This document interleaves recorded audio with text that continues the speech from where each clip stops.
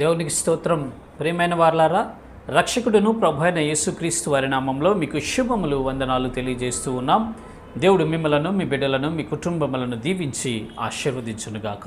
Amen. God bless you. దేవునికి స్తోత్రం. హల్లెలూయా. ప్రియమైన దేవుని బిడ్డలారా, మనం ఈ భూలోకంలో జీవిస్తూ ఉండగా, ఈ కుటుంబములలో మనం ఉంటూ ఉండగా, మన బిడ్డలతో మనము నివసిస్తూ ఉన్నప్పుడు మనకు అనేక రకాల బాధలు కలుగుతాయండి. అనేక రకాల శ్రమలు మనకు కలుగుతాయి. ప్రతిరోజు ఏదో ఒక శ్రమ చేత మనుష్యుడు ఉంటూ ఉంటాడు. ఏదో ఒక బాధ చేత మనము బాధించబడుతూనే ఉంటాము. ఈ శరీర జీవితంలో మనం ఉన్నాం కాబట్టి ఈ శ్రమలు, ఈ బాధలు సహజంగానే కలుగుతాయి. అయితే పరిశుద్ధ లేఖనాలు ఏమని సెలవిస్తున్నాయి అంటే, యోబు గ్రంథము 5వ అధ్యాయము 19వ వచనంలో ఈ రీతిగా రాయబడి ఉన్నది. 7 బాధలు కలిగినను నీకు ఏ కీడును తగులదు. దేవునికి స్తోత్రం. హల్లెలూయా. 7 బాధలు నీకు కలిగిన ఏ కీడు నీకు తగులదండి. 7 అనే సంఖ్య పరిశుద్ధ గ్రంథంలో సంపూర్ణ సంఖ్యగా మనము చూడవచ్చు. సంపూర్ణతకు, పరిపూర్ణతకు గుర్తు.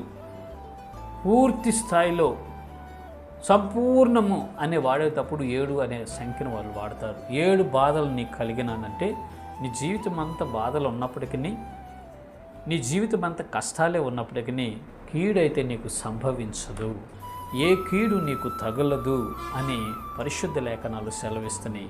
ప్రియమైన దేవుని బిడ్డలారా, దయచేసి గమనించండి. వాక్యం వింటున్నటువంటి ప్రజలారా, రక్షించబడి విశ్వాస యాత్రలో వెళ్తున్నటువంటి విశ్వాస వీరులారా, మీ జీవితాల్లో కష్టాలు ఎదురవుతున్నాయా? శ్రమలు, నిందలు, అవమానాలు, ఉపద్రవాలు మీకు ఎదురవుతున్నాయా? కరువు, ఖడ్గము, హింసలు ఎదురవుతున్నాయా? అవి సహజమే, ఎదురవుతూనే ఉంటాయి. మన మార్గమే ఇరుకైనటువంటి మార్గం. ఈ ఇరుకైన మార్గంలోనే మనం నడవాలి. ఈ ఇరుకైన మార్గం ద్వారానే మనం వెళ్ళాలి.